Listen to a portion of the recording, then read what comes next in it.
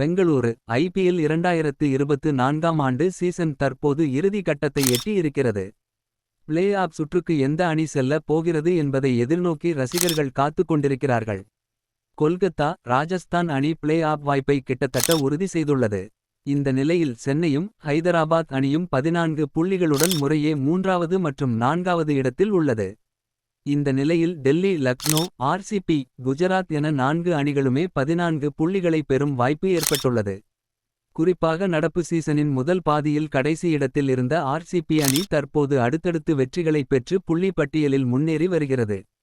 இந்த நிலையில் டெல்லி அணிக்கு எதிரான ஆட்டத்தில் ஆர்சிபி அணி அபார வெற்றி பெற்றது.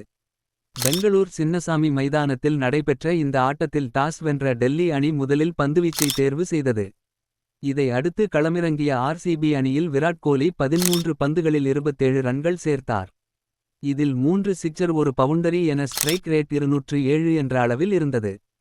கேப்டன் டுபிளசிஸ் 6 ரன்களில் ஆட்டம் இழக்க வில் ஜாக்ஸ் தன்னுடைய அதிரடியை காட்டி 29 பந்துகளில் 41 ரன்கள் சேர்த்தார்.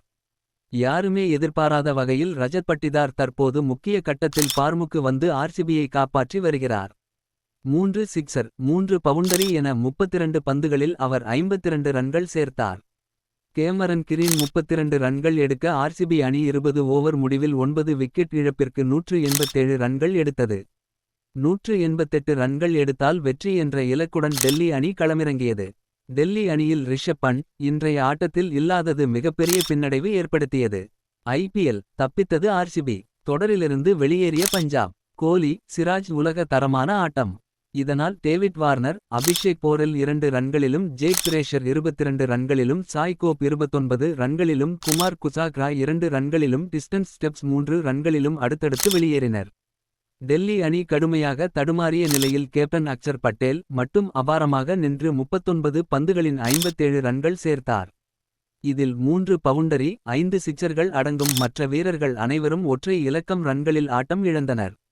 இதனால் டெல்லி அணி 140 ரன்களில் ஆட்டம் இழந்தது.